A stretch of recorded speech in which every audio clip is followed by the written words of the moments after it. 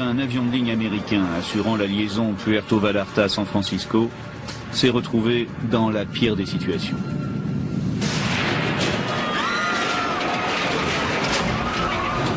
Essayer de piloter un avion devenu incontrôlable.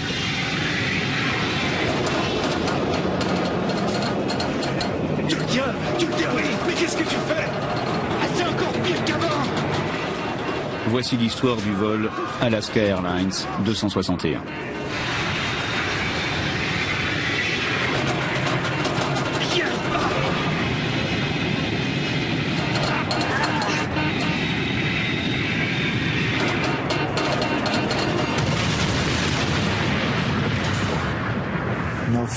Personne n'a envie de perdre un être cher, un fils ou une fille. Personne n'imagine qu'un jour une telle tragédie puisse arriver dans sa famille.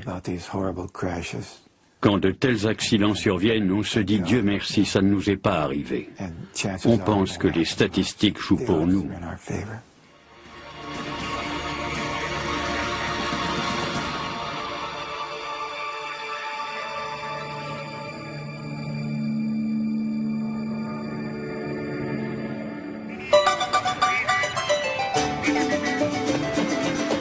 Puerto Vallarta.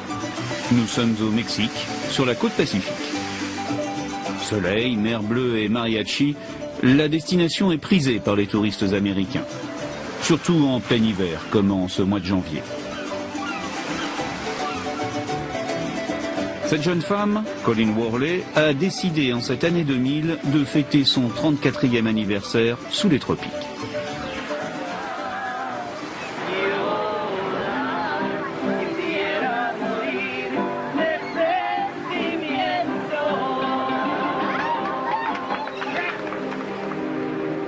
La tête pleine de souvenirs, le 31 janvier, Colleen et son fiancé Monty prennent le chemin du retour.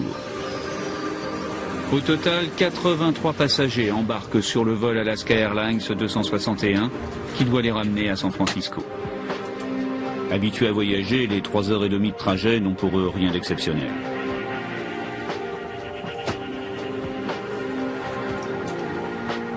Ce jour-là, l'équipage est composé de 2 vétérans. 2 pilotes particulièrement chevronnés, le commandant Ted Thompson et le copilote Bill Tansky, cumulent à eux deux plus de 10 000 heures de vol, dont la plupart sur la famille des MD-80. Leur avion est un MD-83, un appareil construit dans les années 80 par McDonnell Douglas et vendu à plus de 1100 exemplaires dans le monde entier. Pour les pilotes, le vol est une pure routine. La météo est bonne, le trafic pas trop dense, aucune difficulté à l'horizon. Vol 261 prêt au décollage. Relais d'atterrissage. Vérifié, confirmé. Aérofrein. Vérifié, armé. Instrument. La seule ombre à ce tableau idyllique, c'est la compagnie. Air Alaska est une compagnie apparemment florissante dont les avions sillonnent la côte ouest américaine du Mexique à l'Alaska. Mais les passagers en embarquant ignorent qu'Air Alaska est aussi sous le coup d'une enquête menée par l'administration fédérale américaine. 2 ans auparavant, en 1998, un mécanicien de la compagnie a dénoncé aux autorités Air Alaska pour non-respect des règles d'entretien sur ses avions.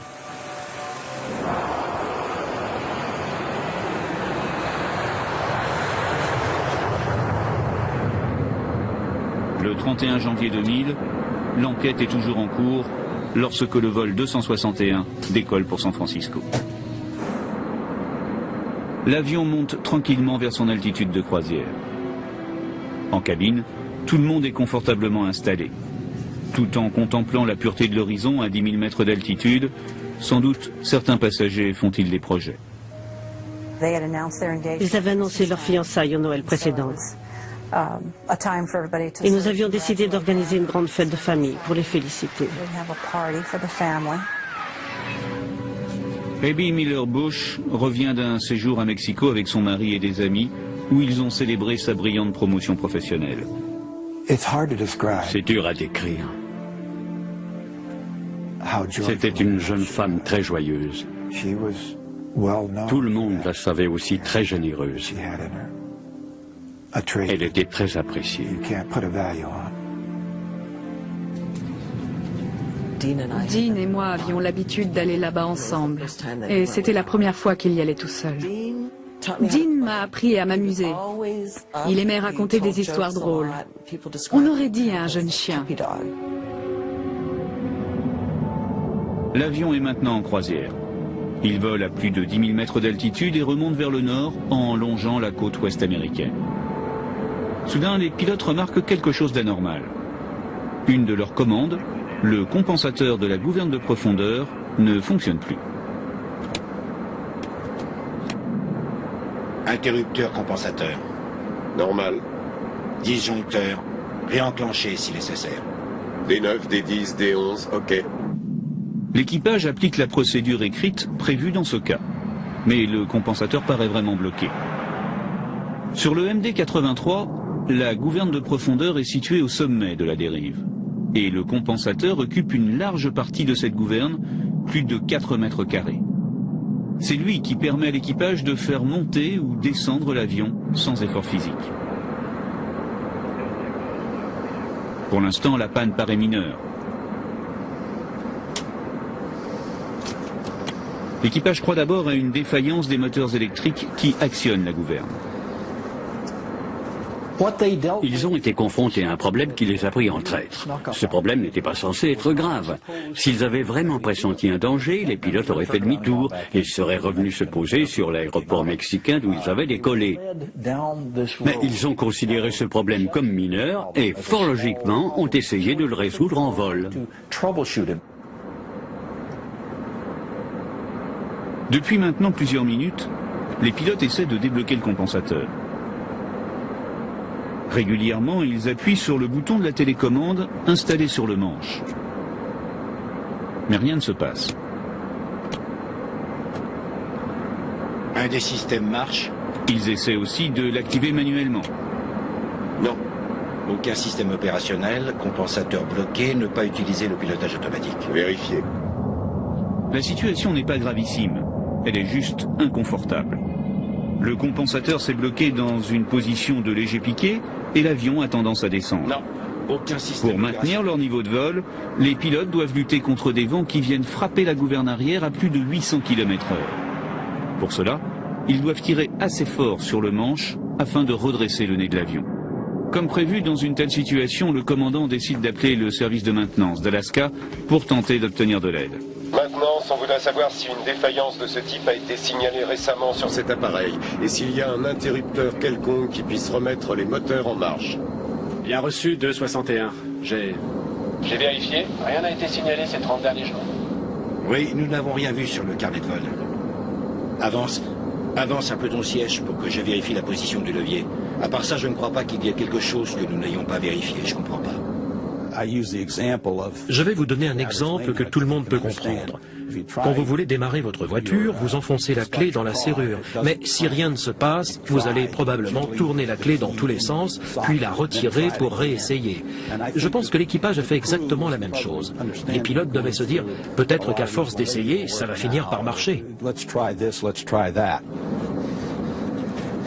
Le commandant ne veut prendre aucun risque et décide de se dérouter vers Los Angeles, qui est à proximité. Ce qui n'enthousiasme guère le centre de coordination d'Alaska Airlines.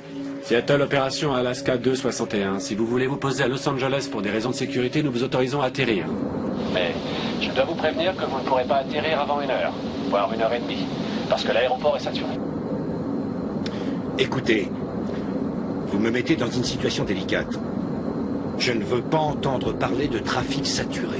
Je veux juste savoir où je peux me poser.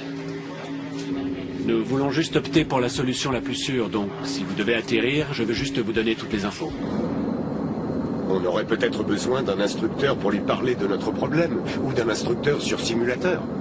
Alaska 261 ainsi de l'opération. Pourrions-nous être mis en contact avec des instructeurs au sol? L'idée est bonne. Ces deux pilotes aguerris n'ont jamais vu ce type d'incident et leur premier réflexe est d'essayer modestement de s'informer auprès des spécialistes. Malheureusement, aucun instructeur n'est disponible et dans le poste, la tension monte. Ça me rend fou, ça. C'est pas que je veuille insister, mais je trouve ça incroyable. Qu'ils pensent qu'on va atterrir sans problème et pouvoir réparer, ils ne pensent qu'à la densité du trafic. C'est vrai, je suis désolé, mais Des sanctions? Je sais pas. Oui, sans doute. L'aéroport de Los Angeles se rapproche et les pilotes doivent maintenant songer à la descente. Avec une inconnue majeure. Comment l'avion va-t-il réagir? Risque-t-il de perdre le contrôle de l'appareil?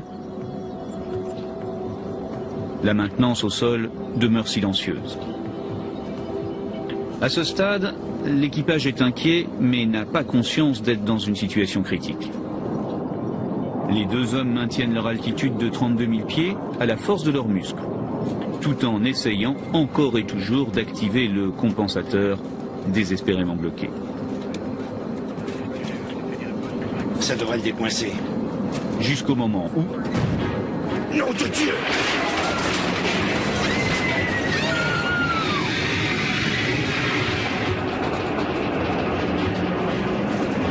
Est-ce que tu l'as? Qu'est-ce que tu fais? Ça s'est débloqué! À près de 10 000 mètres d'altitude, l'avion s'engage soudain dans un piqué vertigineux durant une longue, très longue minute. C'est encore pire qu'avant! Les pilotes doivent mobiliser toutes leurs forces pour tenter de reprendre le contrôle de la machine. On décroche! Ils essaient de tirer sur le manche pour redresser l'avion, mais le compensateur contre leurs efforts. L'avion est à la limite de sa résistance. Plus la descente se prolonge, plus la vitesse s'emballe. Pousse le manche! Pousse le manche!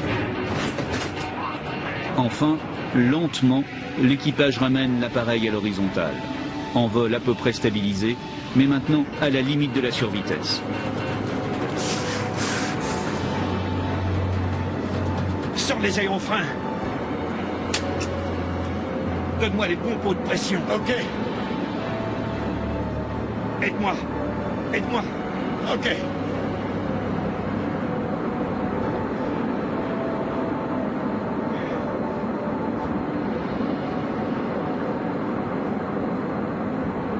Los Angeles approche d'Alaska 261. Nous venons de faire un vrai plongeon. J'ai perdu le contrôle. On est parti en piqué. Répétez, Alaska 261. Oui, nous sommes à 26 000 pieds. Et on est parti en piqué. Ah, là, on a rétabli. Mais on a du mal à contrôler l'altitude de l'appareil. Bon, aide-moi. Quand on aura réussi à ralentir la vitesse, peut-être que ça ira un peu mieux. Cette fois, la situation est grave. L'équipage a du mal à maintenir l'assiette horizontale et le compensateur bloqué pousse toujours le nez de l'avion vers le sol. Nous sommes à 23 700 pieds. Demandons. C'est bon, on a repris le contrôle. Non, on l'a pas. Ok. L'épreuve devient extrêmement physique. Le MD-83 est un avion d'ancienne génération. Il ne dispose pas de commandes électriques comme les avions modernes. Ici, le manche est toujours mécaniquement relié aux gouvernes.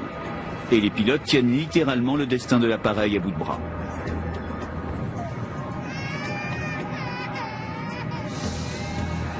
En cabine, les passagers sont terrorisés et essaient tant bien que mal de se remettre du vertigineux plongeon. À cet instant, les souvenirs de vacances sont bien lointains. Dean était quelqu'un de particulièrement sociable. Je suis sûre qu'il a engagé la conversation avec les autres passagers, qu'il a discuté avec la personne assise à côté de lui.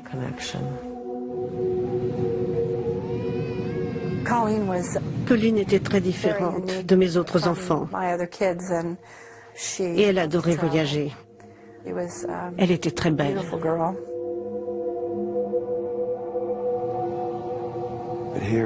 Elle avait 25 ans. Et on avait l'impression qu'elle possédait sa fusée personnelle pour voyager partout.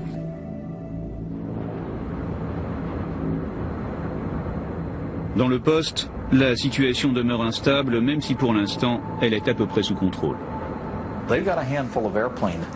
Les pilotes sont arrivés à stabiliser l'avion et ils ont pris la décision d'atterrir d'urgence à l'aéroport de Los Angeles. Mais pour cela, ils devaient ralentir l'appareil et procéder à quelques essais. On va rentrer les aérofreins. Non, laisse-les, j'ai l'impression que ça nous aide. Nom de Dieu, il cherche vraiment à piquer du nez. On dirait. Ne touche pas à ça. D'accord. Il faut maintenant préparer l'avion à l'atterrissage. Pour cela, il faut ralentir, descendre et s'aligner sur la piste. Mais avant d'entamer l'approche, le commandant veut être certain de totalement maîtriser la machine. Alaska 261, où en êtes-vous? Alaska 261, nous sommes à 24 000 pieds. L'appareil est à peu près stable. Nous allons ralentir et on va procéder à quelques tests. Pouvez-vous me donner une altitude dégagée entre les niveaux 200 et 250? Alaska 261, vous avez un créneau d'altitude entre les niveaux 200 et 250. Le vol 261 est maintenant isolé du trafic aérien et peut, sans danger, procéder à des manœuvres d'essai. Prends les commandes. Laisse-moi essayer. Ok. Comment tu le sens? Je sais pas trop, ça me fait monter l'adrénaline. On peut dire qu'on vient de passer un mauvais moment. Ouais, c'est vrai. On s'est planté, on n'a pas intérêt à recommencer. Ouais, on est vraiment parti en piqué. Est-ce que c'est encore pire qu'avant? Ouais, on est dans une mauvaise posture. Les pilotes commencent à deviner que leur problème n'est pas seulement une panne de moteurs électriques.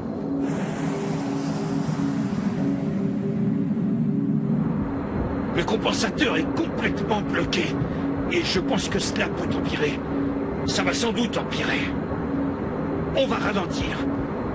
On va ralentir à 200 nœuds et voir ce qui se passe.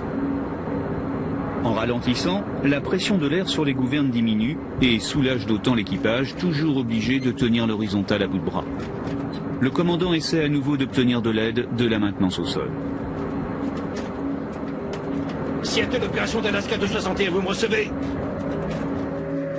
Oui, vol 261, ici la maintenance. Écoutez, on a appuyé sur les deux interrupteurs et on a essayé en manuel et l'avion est parti en piqué. Il s'est mis à piquer du nez tout droit. L'avion est parti en piqué? Tout à fait. Du coup, on est dans la merde.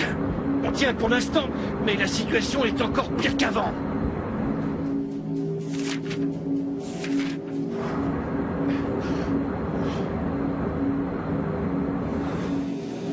Vous avez un compensateur plein piqué et vous n'arrivez pas à le remettre en cabré, c'est ça? Oui, affirmatif. Il est bloqué en position piquée et je n'ose pas refaire un autre essai pour le débloquer. Ok, bon, c'est comme vous voulez. Si vous voulez réessayer, ça me va. Si vous préférez éviter, ça me va aussi. Nous verrons à la porte de débarquement. Même si le contact avec le personnel au sol est important, les mécanos, les ingénieurs ou ceux qui ont construit l'avion ne vous donneront pas forcément la solution à votre problème. L'équipage avait déjà passé en revue toutes les solutions auxquelles il pouvait penser. Visiblement, au sol, les techniciens de la maintenance n'ont pas réalisé la gravité du problème. Quoi qu'il en soit, dorénavant, les pilotes sont seuls face à leur destin. Les passagers aussi. Et ils ont besoin d'être rassurés. Mesdames et messieurs, nous avons eu quelques petits problèmes que nous sommes en train de régler. À droite, vous pouvez apercevoir Los Angeles, où nous allons nous poser. Nous faisons tout notre possible pour remédier à la situation. Je ne prévois pas de grosses difficultés dès que nous aurons procédé à quelques réglages. Nous allons nous poser sur l'aéroport de Los Angeles. D'après mes estimations, nous nous y poserons d'ici 20 à 30 minutes. Durant quelques minutes, le calme et le professionnalisme du commandant fait illusion dans la cabine. Et l'espoir revient. Los Angeles paraît si proche. Même si la menace est toujours là, juste à l'arrière. Les pilotes manient l'appareil avec un maximum de précaution. La descente est lente, et pas à pas, ils essaient de vérifier la maniabilité de l'avion. Los Angeles approche d'Alaska 261, vous me recevez? Nous sommes en descente pour le niveau 220. Notre stabilisateur est toujours bloqué, nous avons beaucoup de mal à contrôler notre altitude. Mais je vais stabiliser au 220 et refaire des essais. Avant l'atterrissage à Los Angeles. Pour éviter tout risque supplémentaire, l'équipage demande à faire ses essais au-dessus de l'océan. Los Angeles approche d'Alaska 261. J'ai besoin de poursuivre la descente pour changer ma configuration de vol et vérifier que je peux contrôler l'avion. Et je préférais le faire au-dessus de la baie dans la mesure du possible. Si le pire venait à arriver, le commandant veut absolument éviter que l'avion ne s'écrase au sol et fasse encore plus de victimes. Les gens ne réalisent pas que beaucoup de vies ont été sauvées grâce à l'équipage qui a décidé de rester au-dessus de l'eau tant qu'il ne maîtrisait pas totalement l'avion. Et à nouveau, l'équipage redemande au contrôle d'isoler le vol 261 du reste du trafic pour éviter tout risque de collision. Alaska 261, volez au cap 280, descendez, maintenez-vous à 17 000 pieds. 280 et 17 000. Alaska 261, on a aussi besoin d'un créneau d'altitude. Compris, Alaska 261.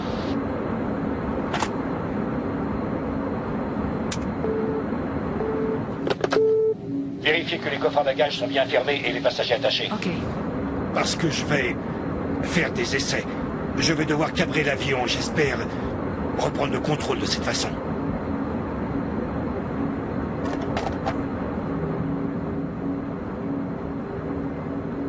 Je vais le tester en vol. Comment ça se passe? Il pique encore plus du nez. Vraiment? Oui. Essaie les volets 15, 11. Il faut que j'arrive à 11. Ok, mais plus de puissance. Je suis à 250 nœuds. C'est très dur? Non, là c'est plutôt stable, tu vois, mais il faut redescendre à 180. La vitesse d'atterrissage est d'environ 140 nœuds. L'avion doit perdre presque la moitié de sa vitesse. Et les pilotes ont conscience que chacun de leurs gestes peut être fatal. Ok, sors les volets et les becs, s'il te plaît. Les becs aussi? Oui. L'équipage va tenter une manœuvre pour essayer de résoudre le problème. Ce que je voudrais faire, c'est essayer de le cabrer et ensuite le laisser retomber pour essayer de soulager l'arrière et voir si ça débloque le compensateur. En cabine, malgré les mots rassurants du commandant, les passagers luttent contre la peur. Leur dernier espoir tient au savoir-faire et à l'expérience des pilotes. Je crois que c'est stable maintenant. Mais il n'y a toujours rien qui s'affiche. La manœuvre du commandant échoue. Le compensateur est toujours bloqué en position à piquer. Le compensateur doit être... Il y a quelque chose qui cloche là, derrière. C'est clair. C'est peut-être un problème mécanique. Tant qu'on arrive à contrôler la machine, on devrait essayer d'atterrir. Tu crois? Ok. Allons à Los Angeles. Mais au moment où ils reprennent le cap sur Los Angeles pour atterrir, ils sentent brutalement un choc dans la queue de l'avion. T'as senti ça? Ok, sors-moi les becs. Oh putain! Qu'est-ce que c'est?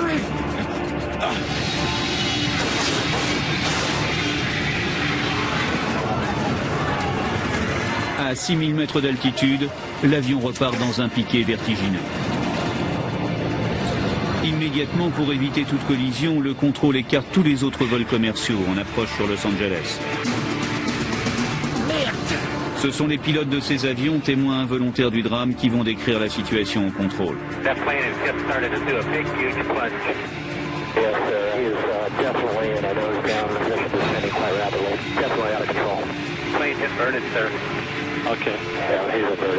L'équipage en vol sur le dos arrive à peine à atteindre les commandes. Pourtant, professionnels jusqu'au bout, les deux hommes essaient toujours de se battre. Pousse! Pousse! Pousse! Remonte vers le bleu! Ils ont essayé de faire voler l'avion alors qu'ils étaient sur le dos. Ils ont toujours cru qu'ils arriveraient à reprendre le contrôle de l'appareil. Pousse! Je pousse! Mets du pied! Mets du pied! Je touche pas les pédales! Du pied à droite! Du pied à droite! L'avion était ballotté de gauche à droite. Il se retournait, partait en vrille. On est toujours en train de voler! On vole! Oui, on vole! Dis-leur ce qu'on fait! Nous sommes sur le dos, mais on vole! Ouais! L'avion était sur le dos. Les pilotes étaient littéralement suspendus à leur harnais. Les passagers n'étaient maintenus qu'au niveau de la ceinture.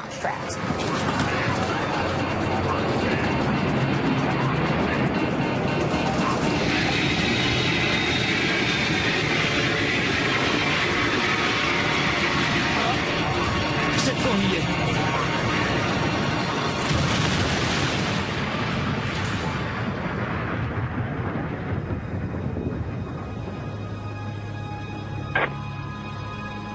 And he just hit the water. Yes, sir. He hit the water. He's down.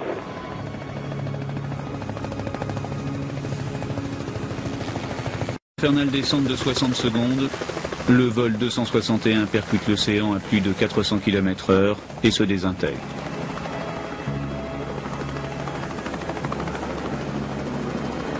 Les premiers hélicoptères de secours sont sur les lieux quelques minutes plus tard. Mais il n'y a personne à sauver. Les 83 passagers, dont 3 jeunes enfants, ainsi que les membres de l'équipage sont morts sur le coup. Une mort qu'ils ont eu le temps de voir arriver.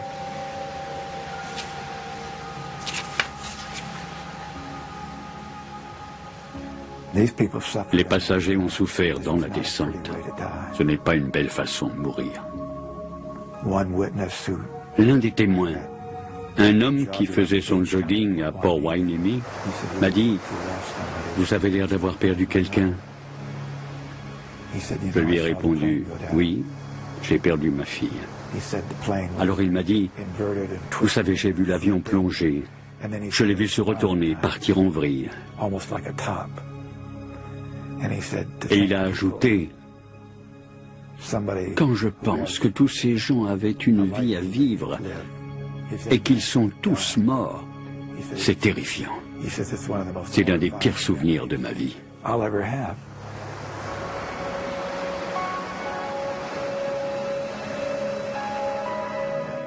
Suzanne da Silva a perdu son mari, Dean. Je sais qu'ils ont vécu une expérience vraiment atroce. C'était une fin très violente et les passagers ont souffert.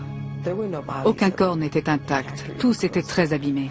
Et ils sont restés conscients pendant un long moment avant que l'avion ne se désintègre.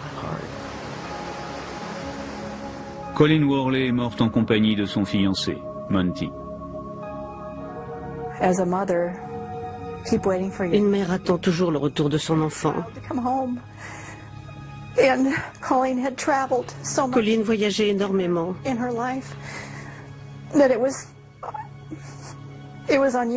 ne plus l'avoir franchi cette porte, c'est vraiment difficile. Je n'arrête pas de penser à ce qui a pu provoquer un tel accident. Et je veux découvrir le véritable responsable.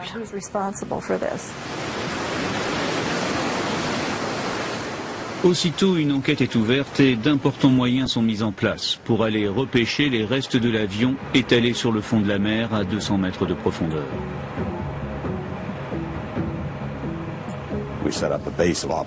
Nous avons installé une base opérationnelle et nous avons utilisé un véhicule télécommandé doté d'un sonar pour cartographier le champ de débris et connaître son étendue. L'enquête est menée par le NTSB, le Bureau national de la sécurité des transports américains, installé à Washington. L'enregistreur vocal des boîtes noires permet d'emblée d'aiguiller les enquêteurs vers l'origine de l'accident. Los Angeles approche d'Alaska 261, vous m'en savez.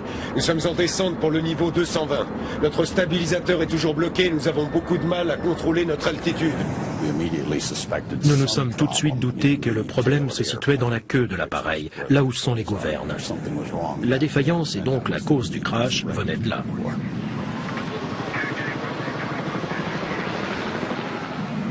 Les enquêteurs s'intéressent rapidement au compensateur de la gouverne de profondeur. Sur le MD-83, le compensateur est activé par un vérin à vis motorisé. Ce vérin permet de mettre le compensateur en position basse pour faire monter l'avion, ou au contraire, de le mettre en position haute pour mettre l'avion en descente. Le vérin du vol 261 est retrouvé au fond de la mer parmi les débris. Remonté à la surface, il fait l'objet d'une étude approfondie et riche d'enseignements. La vis du vérin s'était désolidarisée de son écrou. Elle était là toute seule. Et on a retrouvé l'écrou dans un autre morceau de la structure à plusieurs mètres de la vis. Qu'une vis puisse se séparer d'un écrou avec un filetage aussi épais, ça nous a vraiment surpris. Ensuite, nous avons aussi trouvé des copeaux de métal enroulés autour de la vis tout le long du filetage. Et là, si vous regardez, tout le pas de vis a été arraché. Et ce qu'il en reste a été trouvé autour de la vis. Un pas de vis détérioré et un écrou visiblement fragilisé, le vérin ne pouvait plus fonctionner correctement. Et les pilotes n'avaient aucun moyen de découvrir l'origine réelle de la panne.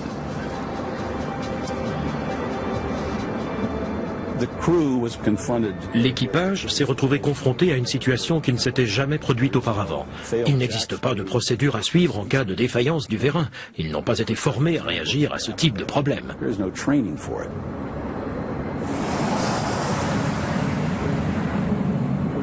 À partir du moment où le vérin s'est bloqué, les pilotes ont perdu le contrôle du compensateur. Nous pensons que le filetage de l'écrou était complètement usé, et donc que la vis du vérin n'arrivait pas à tourner sous l'action du moteur. C'est ce qui a permis à l'équipage de constater qu'il y avait un problème. Les pilotes se doutaient que le problème se situait dans la queue de l'avion, mais ils ignoraient le rôle du vérin. Ils ignoraient surtout qu'en actionnant les deux moteurs qui commandent ce vérin, ils prenaient le risque d'aggraver la situation. Nous sommes à 23 700 pieds. Demandons. C'est bon, on a repris le contrôle. Non, on l'a pas. Là où ils se sont trompés, c'est quand ils ont voulu utiliser en même temps le moteur principal et celui de secours.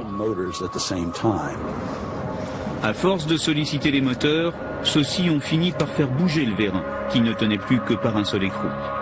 À ce stade, l'avion était déjà condamné.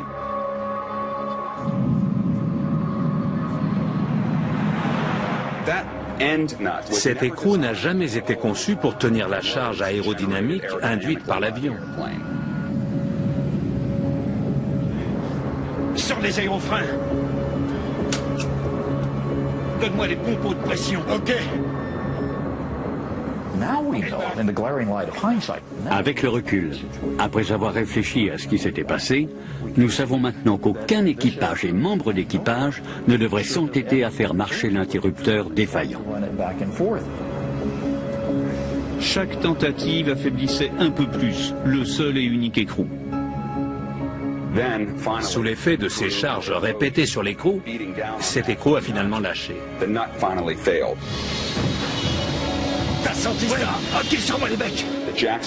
La vis du vérin est complètement sortie de l'écrou et du coup le compensateur s'est déplacé bien au-delà de ses capacités aérodynamiques.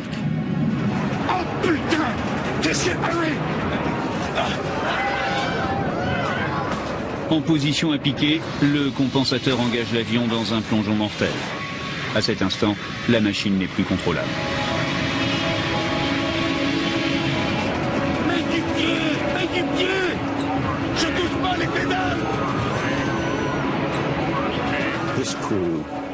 L'équipage a essayé de redresser l'avion jusqu'à ce qu'il percute l'eau. Tout le temps qu'a duré la descente, à aucun moment ils n'ont abandonné.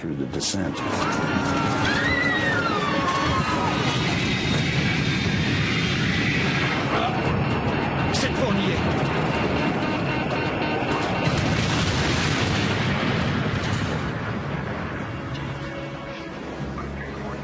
Pour les enquêteurs, la cause est entendue. L'origine technique de l'accident est la défaillance du vérin du compensateur. Mais elle pose une nouvelle question. Pourquoi cette pièce a-t-elle lâché? L'enquête va prendre une autre tournure et s'orienter vers la maintenance d'Alaska Airlines. Le fameux vérin est ausculté sous toutes les coutures et les premières observations sont étonnantes. Il n'y avait aucune trace de lubrifiant ou de graisse sur le pas de vis. C'était assez surprenant et très étrange. Cette absence de graisse sur une pièce qui doit obligatoirement être lubrifiée est une faute. Aussitôt découverte, le Bureau de la sécurité des transports avertit les autorités fédérales qui déclenchent un contrôle sur tous les MD-80 américains. Évidemment, les avions d'Alaska Airlines sont également contrôlés. Et le résultat est affligeant. Sur les 34 appareils de la compagnie, 6, soit 20% de la flotte, ont un vérin défectueux nécessitant un remplacement immédiat. L'absence de graisse est responsable du crash. L'absence de graisse est la seule raison capable d'expliquer une telle usure. 88 morts pour une simple défaillance de graissage. Les enquêteurs suspectent d'autres fautes et se focalisent sur Alaska Airlines. Les procédures et les rapports de maintenance sont épluchés et permettent la découverte de faits encore plus graves et inquiétants. Nous avons interrogé tous les mécaniciens ayant travaillé sur ce type d'avion. Nous savions qu'ils avaient falsifié les fiches d'entretien et qu'ils n'avaient pas effectué le travail qu'ils avaient mentionné. Et les mécaniciens de la compagnie parlent. Oui, ils avaient consigne de bloquer le minimum de temps les avions au sol. Oui, leurs recommandations étaient parfois ignorées de leur hiérarchie. Oui, certaines fiches d'entretien ont été remplies sans que le travail ne soit réalisé. Chez Alaska Airlines, les enquêteurs vont de surprise en surprise. Pourtant, la compagnie fut longtemps une des plus florissantes. Mais au début des années 90, Alaska, comme les autres compagnies, prend la crise économique de plein fouet et plonge dans le rouge. Pour rétablir l'équilibre, ses dirigeants se lancent alors dans un plan drastique d'économie. Tout le personnel fait des sacrifices sur les salaires, des postes sont supprimés et la flotte est exploitée au maximum. En 2 ans, Alaska a réussi un véritable exploit économique en réduisant ses coûts de 80 millions d'euros et en augmentant considérablement ses bénéfices. Au début des années 1990, la compagnie Alaska Airlines a dû entièrement se restructurer et diminuer ses frais fixes afin de concurrencer les autres compagnies aériennes. Et elle y est arrivée. Elle a fait un travail remarquable. Personne n'y croyait, mais elle a réussi. Mais ce succès a un prix. L'exploitation devient intensive. Un avion rentable, c'est un avion qui vole. Résultat, les temps de maintenance sont de plus en plus courts, au point que certains mécaniciens finissent par s'alarmer. John Liotin était chef mécano depuis 8 ans à l'atelier d'Oakland en Californie. Inquiet de voir la maintenance se dégrader dangereusement, il a pris une décision rare dans le monde de l'aéronautique et extrêmement courageuse. Il a tiré la sonnette d'alarme auprès des autorités fédérales. Pour des raisons juridiques, vous ne pourrez ni voir ni entendre John Liotin, incarné ici par un comédien. Le témoignage de Liotin est sans détour. Pour lui, les avions sont remis en service trop rapidement, sans avoir le temps d'effectuer les réparations nécessaires ou les changements de pièces indispensables. Pour lui, la compagnie remet en ligne des appareils dangereux sans écouter les avertissements des mécaniciens.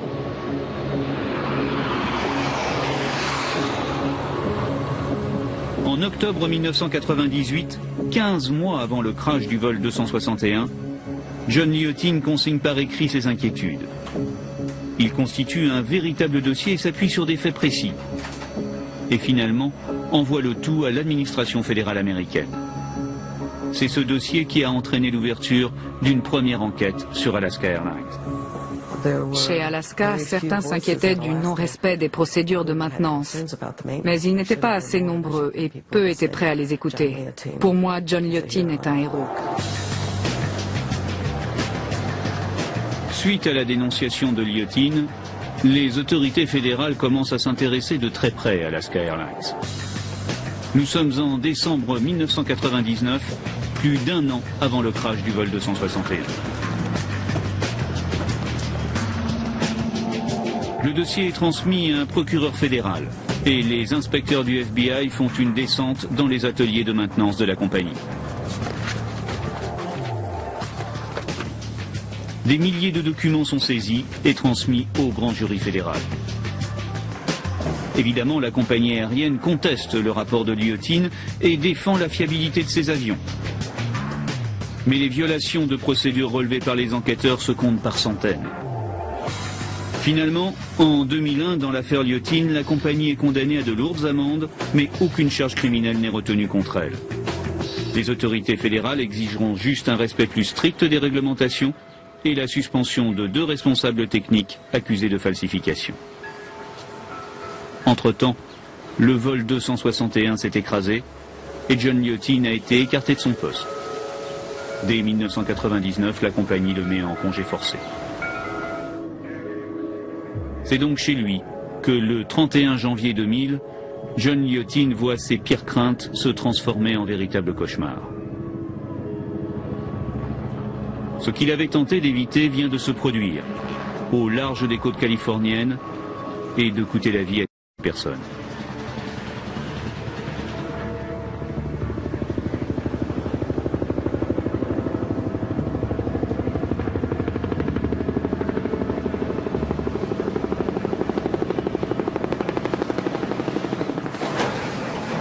Pire, en consultant ses propres fiches techniques, John Liotin s'aperçoit qu'il a un lien direct avec l'appareil du vol 261. 2 ans auparavant, en 1998, alors qu'il était encore chef mécano, il avait travaillé lors d'une grande visite sur cette machine. Et ses notes sont sans ambiguïté. À l'époque, il avait demandé le remplacement de la pièce défaillante, le vérin du compensateur. Une demande ignorée par sa hiérarchie, estimant sans doute que la pièce pouvait encore tenir jusqu'à la grande visite suivante, 2 ans plus tard. L'avion avait été remis en ligne avec un vérin fatigué qui n'a pas attendu la visite suivante pour se bloquer et provoquer une catastrophe. Alaska Airlines a sanctionné John Liotin, l'accusant d'être un élément perturbateur. Le mécanicien, à son tour, a attaqué la compagnie en diffamation. Finalement, Alaska a évité le procès en versant à John Liotin une grosse somme de dommages et intérêts et en lui interdisant toute communication publique. Aujourd'hui, John Liotin sait qu'il ne travaillera plus jamais dans l'aéronautique. Toutes les semaines ou presque, je reçois un appel de quelqu'un qui me demande s'il doit tirer la sonnette d'alarme. Je leur dis toujours qu'ils doivent être prêts à changer de carrière parce qu'ils ne retrouveront jamais de travail dans leur secteur ou dans le service public. En général, il est impossible de dénoncer sa compagnie ou ses supérieurs tout en sauvant sa carrière. Malheureusement, le courage de Liotin n'a pas pu empêcher le drame.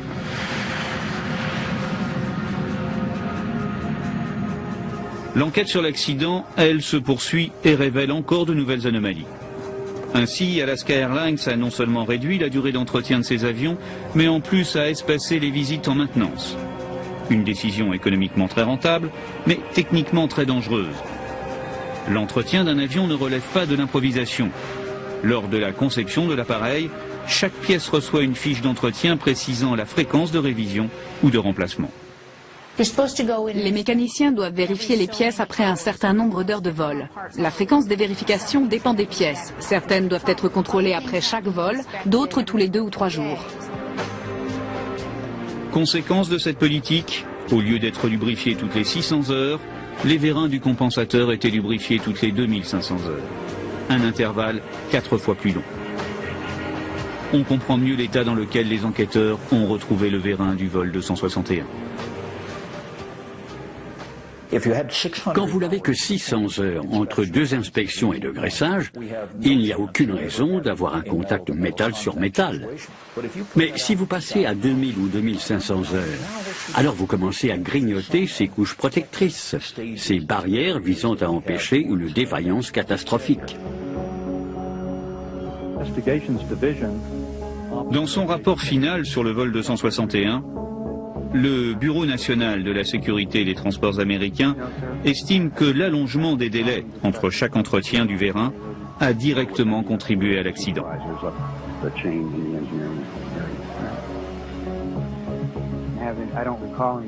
Lorsque les compagnies aériennes font des économies de bout de chandelle, la maintenance et la sécurité sont compromises. Et chez Alaska Airlines, ce qui me choque le plus, c'est qu'ils aient été autorisés à augmenter l'intervalle entre 2 inspections, alors que ces inspections sont le seul moyen de voler en sécurité. L'enquête aura aussi permis de s'interroger sur la conception même de l'avion. La famille des MD-80 est dérivée du vieux DC-9, construit par Douglas Corporation dans les années 1960. Cet appareil, vendu à plus de 2000 exemplaires dans le monde entier, avait une particularité. Une queue en forme de T. Ce n'était pas dû au hasard, mais bien un choix des ingénieurs. Dans un avion de ligne, un des éléments clés est de pouvoir embarquer des passagers et du fret tout en équilibrant l'avion. Pour y parvenir avec ce type de gouverne, le compensateur doit être entièrement mobile. Mais les appareils les plus difficiles à construire sont ceux qui ont une queue en forme de T. Car le compensateur se trouve carrément au-dessus de la gouverne de direction. Et pourtant, le compensateur est un élément essentiel de l'avion. C'est ce qui permet de l'exploiter au mieux. Une commande essentielle, et sur la famille des MD-80 ne possédant pas de sécurité absolue. Alors qu'en général sur un avion tous les systèmes sont doublés ou triplés, là, le vérin du compensateur sur cet avion est un système unique, sans solution de secours. La philosophie de conception qui a rendu les avions si sûrs est de ne jamais se trouver dans une situation où la défaillance catastrophique d'une pièce conduirait à la perte de l'appareil. Cette sécurité des sécurités, ces cascades de sécurité, vous permettent de monter à bord d'un avion avec pratiquement 100% de chances d'arriver à bon port.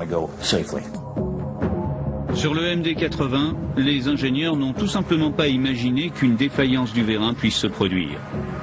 Ils ont considéré superflu un système de secours à leurs yeux parfaitement redondant, à partir du moment où le vérin était correctement entretenu.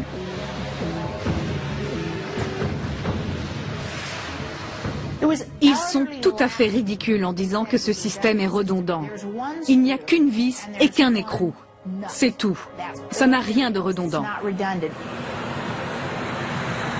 Les avions de la famille des MD-80 continuent à voler dans le monde entier. Malgré cette faiblesse structurelle, le vérin du compensateur n'a pas été modifié. Seules les consignes sur l'entretien ont été renforcées. Dans leur rapport final, les enquêteurs américains identifient 3 causes au crash du vol 261.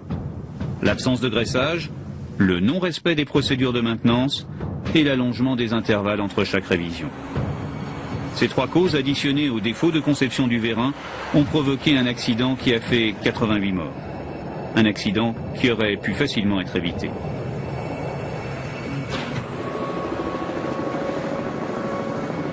Trois ans après la disparition du vol 261, les familles et les amis des disparus ont fait ériger un monument commémoratif à Port Vanhem, à proximité du lieu du crash.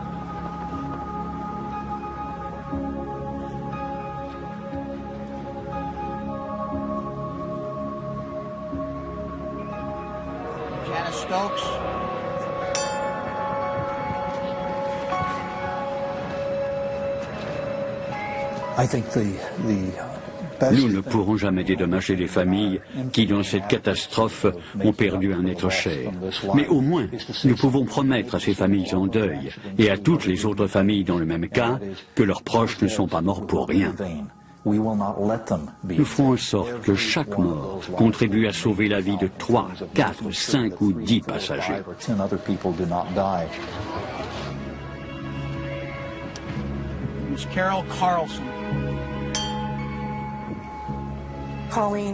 Colleen était différente. Elle aimait l'aventure. Et personne dans notre famille ne possède cette qualité. Maintenant, tout ce que nous pouvons faire, c'est nous souvenir d'elle et nous efforcer de vivre un peu mieux par égard pour elle.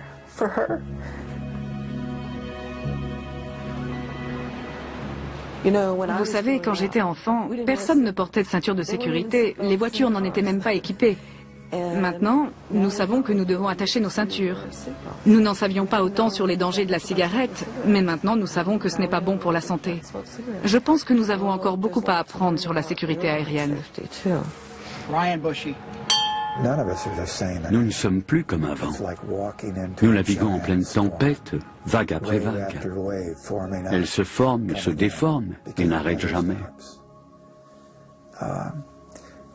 La perte d'un enfant est ce qu'il y a de plus terrible. Je ne le souhaite à personne. Cet avion s'est écrasé à cause d'une négligence.